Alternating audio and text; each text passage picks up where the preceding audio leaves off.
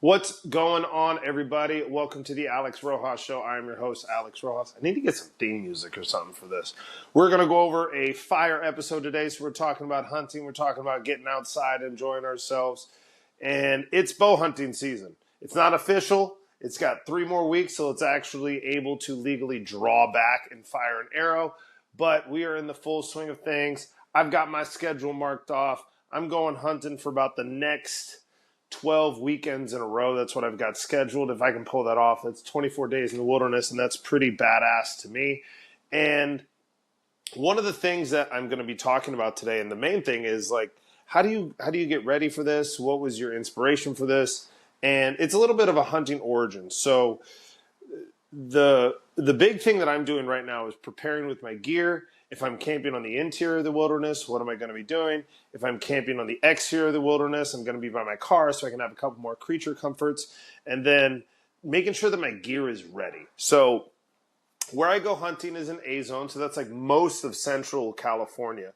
Technically, the Bay Area is Central California. Like, I hate when we call it Northern California. We're in like the middle. Like, we're 6 hours from the top. We're about 8 hours from the bottom. Like, we're pretty much in the middle. And this is the time where, you know, it's not the rut. It's the hottest portion of the year.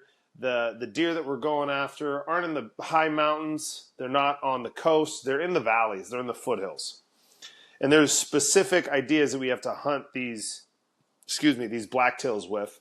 And the area that I go is very western. What I mean by that, there's elk there. There's deer there. There's pig. There's bear. There's turkey. Pretty sure there's mountain lions. I haven't seen any track or any sign of mountain lions. I know there's bobcats. I know there's coyotes. It's very western out there. It's hot. It's honestly what I signed up for when I got into western big game hunting. It was like, I want to be in an area where all this is possible, or at least I have exposure to all these things, and that's where I'm at. And the romance of hunting is what I got into this for. So we're going to talk a little bit about scouting and prepping and kind of some expectations that I'm going into. So this past weekend, I was scouting and looking for deer, kind of looking for elk. I can't legally hunt elk unless I have the lottery draw, but I'm just kind of looking because if I ever get that draw, like, I have an idea. And I found elk. I've seen elk all over the place, and I've never seen them as close as what I did. I was probably 120, 130 yards away from a group of cows. So that was pretty awesome. One even had like a tracker collar on them. That's from the Department of Fish and Wildlife. So that's pretty cool to see because, you know, hey, these elk are taken care of. And I've been to this area, it might be 4 years. It's definitely 3 years. 2 years ago, I had a great run-in with a buck, and I was literally inches away from pulling a shot off. And then he just saw me, and he scampered off. Last year, didn't have the time to dedicate towards it. And this year, I've done a great job saving up money, making sure I've got time available, making sure that my gear is ready to go. I've been shooting a lot. I feel really good in terms of my fitness because, again, getting ready for that ultra marathon, like, fitness doesn't just go away. Plus, I haven't been running as hard, but I still have that underlying base of fitness. I was getting ready for that for almost 6 months. So everything is seemingly going great. And I had a good idea of where I was going scouting. Like, I know when I'm X amount of miles into this area, I'm going to see deer. Okay. And that's almost to the exact time that I said those words. I was walking, I was about 2 miles in, and I was like, I should start seeing deer right about now. And then boom, I bumped 3 bucks, beautiful bucks, like great shooter bucks. And I saw where they went, and I was like, okay, I know where you guys are going because I've been over there. I know what's over there. I make my way around. I take my time. I'm not trying to scare them any further. And I'm not going to be back there for a week, right? So these bucks aren't going to see me today, tomorrow, the next day. They're going to have a lot of time to have like some relaxation. And the trail that I go on, it's not a very friendly trail. Like, the amount of those yellow spined needle plants that are there, I mean, they physically cut you. Like, I totally regret this, but I was wearing shorts and I was bleeding. Like, my legs were bleeding. And I was not a fan of my outfit choice, but I understand how tough it is. Plus, you can't really see the trail from where I park. Like, it doesn't look like there is a trail. You can see a trail, but you don't know how to get there. And I found, again, a way to get it to this trail to work up. I mean, I've seen rattlesnakes on that trail. There's so much brush. It's hot. There's a lot of sun exposure. So there's a lot of reasons why a lot of people won't go in that area. And that's one of the reasons why I choose to do it. It's hard. And I see those bucks. And then as I make my way up to this water source, I know that that's where elk are. And lo and behold, about 2 minutes into me being in that area, boom, a bunch of elk pop up, cows. And I was kind of giving myself a pat on the back. I was like, dude, you know this area now. Like, you're starting to get an understanding of this. And again, it doesn't give me home field advantage. It's the deer and the elk. They live there longer than I do. And they know their escape routes. But both the elk and the deer went to the same place, essentially, that the elk went the same place that the deer went, and the deer went the same place that the elk went. And I wasn't going to push into there. I can't hunt. It's not time to. And so I was just like, all right, noted, made the note on my onX map. And so now my plan is I'm basically going to go the backside. So if I do bump them, I'm going to push them back to where I saw them. And where I saw them was a very comfortable area for them. Because water out there is very scarce. It's hot. Like, I've been there hunting days. Like, the day that I almost killed that one deer that I was close to, I think it was 110, and the deer was out walking. Like, these aren't giant, fat deer. They're very skinny. I wouldn't say very skinny. Probably like 120 pounds would be like a giant buck for that area. Like, if I saw anything bigger than 120 pounds, I would be shocked. But they're very leggy, just very tall. They kind of look like a newborn, like, Great Dane sort of deal. Very skinny. But the 3 bucks that I saw, massive racks. One was fully in velvet, and I loved that. I was like, dude, that's beautiful. So, again, that was my first exposure to, bachelor herds of blacktail. So that's really cool. And then the elk, again, I said one had a tracker on it. That was just fun to see. And I started making some whistling elk calls because I've been practicing elk calls for a couple of years. And again, it's just a whistle, and no elks are making calls right now. It's not a thing that they do. In September, it would be much more appropriate. And I just made a couple calls, and like the cows were like looking at me like, what the hell? And they saw me. Like, they knew what I was. They were like, that's a person. And I'm standing out in the open. I've got like a navy blue shirt on and my khaki colored shorts. So I'm not necessarily the most camoed out. And I was kind of in the open of the sun. And they've got the high vantage point so they can see me. But it was just a very refreshing moment that happened. Sets of moments, I would say. And this area, like last year, I was so close to giving up hunting. Like last year, I was like, what am I doing? I was in the same area. I didn't have a lot of time, so I put in what I could. And I started getting a little bit more spiritual when I go out on these things. Not like the universe is talking to me, but I have conversations with God. I meditate. I do prayer talks. And I was frustrated. I started hunting and realistically started hunting in like 2020. I went out in 18 and 19, but I didn't really have an idea of what I was doing. But I would say I've been hunting for about 6 years now. And, I was just kind of kicking myself. I was like, God, what am I doing? Like, should I even be doing this? Like, and I'm not making an arrangement with God. I was just like, God, if you think I should be doing this, like, can you help a brother out a little bit? And I'm sweating. I'm walking back to my car. It's hot. And as I'm walking back to my car, this Mexican guy walks up to me, and it's like some broken English. He was like, do you see any deer? And I was like, I didn't see anything. And I didn't necessarily say I was going to give up hunting to the guy, but I was like, I've been here for years. I haven't seen anything. I just keep coming here because it gives me the most chances because it's close to my house and all this other stuff. And he walks over to me and he whips out his GPS map and he goes, this is how you hunt this place. And he just gives me this whole layout for like 20 minutes. I'm like, go here. This is where I've seen deer. This is how I hunt this place and all this. And I was like, that's awesome. And so I took that as like a spiritual little nugget. And I was like, I shouldn't give up. I should just commit even more, not focus again on the outcome, focus more on the process. Like, fall in love with the process. Because the process is actually how you enjoy yourself out there. Like, make sure your gear is right. Make sure you're choosing the right place, the right time of day. Like, all of that stuff matters, not just to see a deer, right? Because that's still a part of the process. The outcome is putting an arrow through the vitals and being able to take that deer home. That's the outcome. But you have to have a really good process to actually get to that point of a positive outcome, because these negative outcomes that I've had recently, I haven't been in good process management in preparation for these things, like minimal scouting, not understanding where I'm going. And now I've like fully committed, like, okay, we're going to do this. And lo and behold, I'm having some good success. Now, it doesn't even mean I'm going to see a deer the next weekend that I go, right? But it gives me an idea of like, this is where they are. You've seen them here multiple times. And again, it doesn't mean that I'm going to get a deer, but it puts me into a good spot because there's just expansive wilderness. And a lot of these trails are on the outskirts of the wilderness, and there's still tons of wilderness on the inside. Like if I had a horse, right, or a mule, I could probably go out there and go way deeper and have better success, but I don't have those things. I got 2 feet, and again, that's why I run those ultra marathons, is because, dude, I got to be able to move in these mountains. And by the way, this was the first year that I've been in this area where my heart rate didn't hit max. Like sometimes I'll be hiking up, and it's not a high hike, but it's so much sun exposure. It's consistently we're just working the hills, working the mountain. And my heart rate, I'll put my finger on my pulse and it'll get to 210, 220.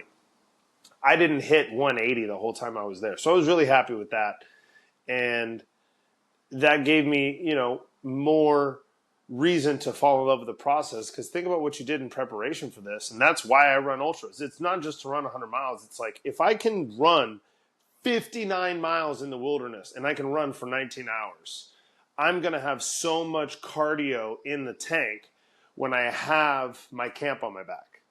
And so that's a big reason why I do that. And I would say the main reason that I got into hunting, it came in a 2-part story, with one part being baseball. The other 2 were the Joe Rogan podcast. I know that kind of sounds silly. So I'm in Seattle training at Driveline, and there was this really good hitter named Tony Ortiz, and he was playing at the University of Missouri, D1 SEC guy. And he just asked me one day in the cage, I don't know if I was, mid-round or if I just finished round. He goes, have you ever pulled a bow back? I was like, what? He goes, like a bow and arrow. Have you ever pulled a bow back? And I was like, no. And he kind of just like makeshifts like what it looks like. And essentially, from a baseball perspective, what he's telling me to do is essentially just get more into my scap, which is a big thing actually in like how I shoot my bow. And I had a great round, had a great remaining summer training there. And I remember that night, I went home and to the house that I was staying at, and I was just in this weird sense where I literally just typed in like bow and arrow on YouTube, and this video pops up, and it's this guy, and he's talking about running and lifting and shooting, and I was like, who is this guy? And then I watch a video of him taking an elk down in Colorado, and it's a badass video. Like, it's a long video, it's on his YouTube, and this elk is running, and he comes across, and then the elk goes up this hill, and then he makes a U-turn and comes back because they were making calls, and the elk turns sideways, and you just see this arrow go straight through, boom, hit this elk, and I was like, whoa. And then I don't think this elk went 60 yards, and he was down. Like, you could see everything on camera. I was like, what is happening? And so I looked this guy up on YouTube, and I see a Joe Rogan podcast with this guy named Cameron Hanes. I was like, that's the guy. And it's the first Joe Rogan and Cameron Hanes. This is 2017. So Joe Rogan was like getting big, but it wasn't what it is now, right? This is almost 10 years ago. And it was like episode 5 and 500 something, 400 something. And the next thing you know, the remainder of that summer, I started following Cameron Hanes. And I had no idea who he was, but I was like, this guy's kind of sick. And then I found this other guy named Steven Rinella. And Steven Rinella is essentially like a highly nuanced, extremely intelligent, has an unbelievable command of the English language. And he's a lifetime hunter. Like, he's literally been hunting as longer than I've been alive. I'm 32 years old. He's 50 something. Like, he's been hunting longer than I've been alive. And, when you see people that are that dedicated to stuff, you just got to listen. You know what I mean? Like, there's no reason for you to not listen. And so the remainder of that summer, I think it was like the last month or like 45 days that I was at I was at Driveline in Seattle, and I download a bunch of podcasts, and they're all hunting podcasts. They're all hunting podcasts, or I should say, guys who hunt. And on my flight home from Seattle, I find this other guy, and this guy's named Adam Greentree. And I remember the podcast number. It was 753 of the Joe Rogan Experience. And this guy is Cam Hanes in terms of he's a bow hunter, but he's not as crazy. He's way more laid back, but he's fun. He hunts with Cam. And Cam loves this guy. So this guy's a hardcore hunter. He does some shit that's like they went to this one place where it's 130 degrees every single day, and they're hunting water buffalo that can kill you. And there's gators everywhere, and there's poisonous snakes and spiders. And you got the box jellyfish in the water. I'm like, this guy's a psychopath. But he's very chill, and he appreciates the wilderness, just like a Steve Rinella and a Cameron Hanes, but he does it in more of a laid-back sort of way. And so I think literally the day after I get back, I was still living in West Virginia. I get back from Seattle. The day I get back, I go to the local Cabela's, and I pull out a bunch of money from my savings account, and I buy a bow, I buy arrows, I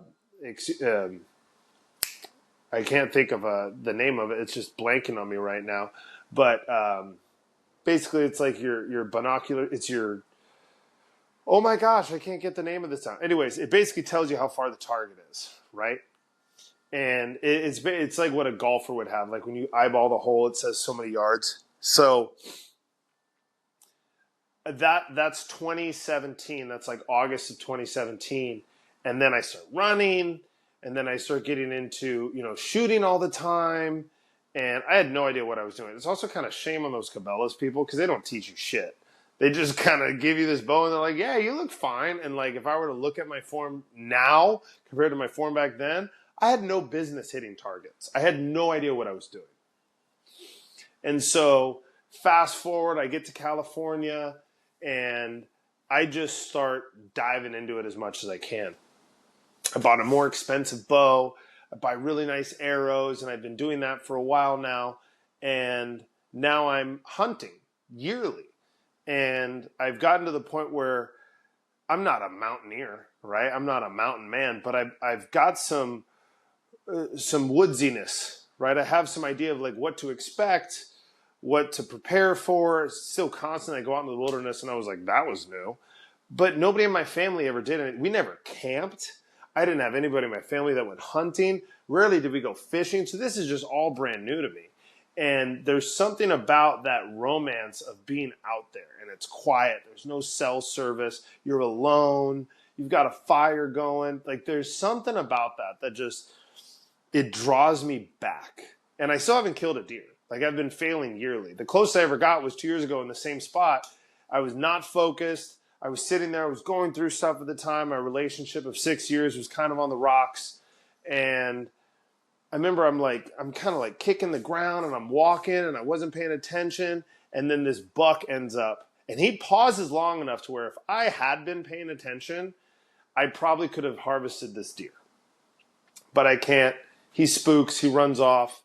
And then the whole thing that happened last year that got me in a much better place mentally, spiritually, behaviorally. I fully committed into dude, this is what you want to do.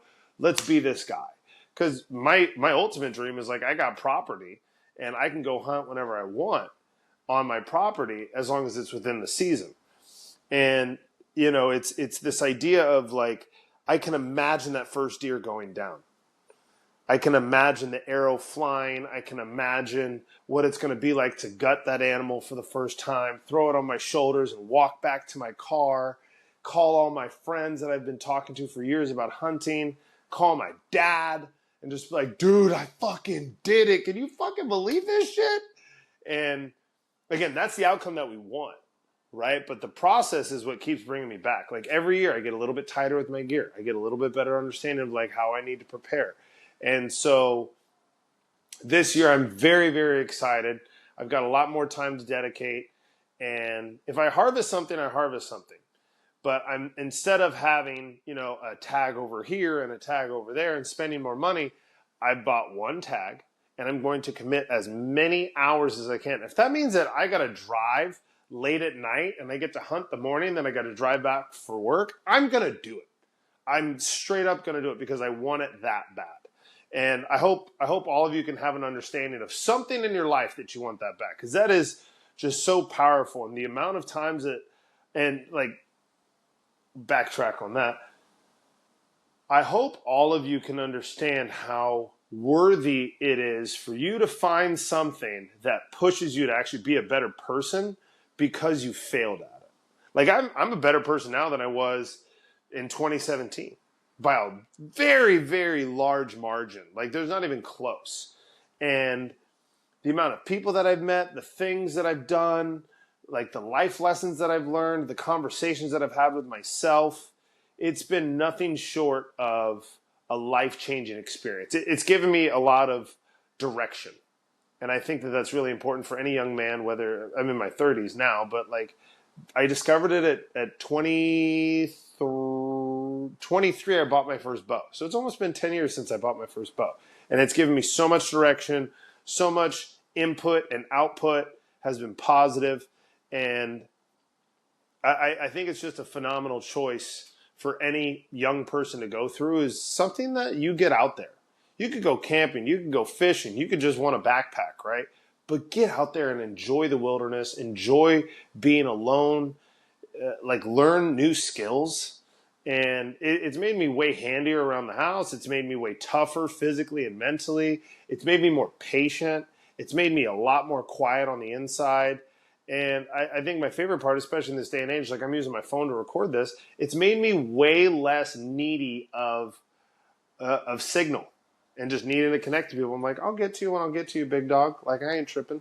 So I hope you guys enjoyed this. This was a fire podcast of the Alex Rojas Show. And I'll come back to you next week after another scouting trip, and we're going to see what happens. Thank you, guys. See you later.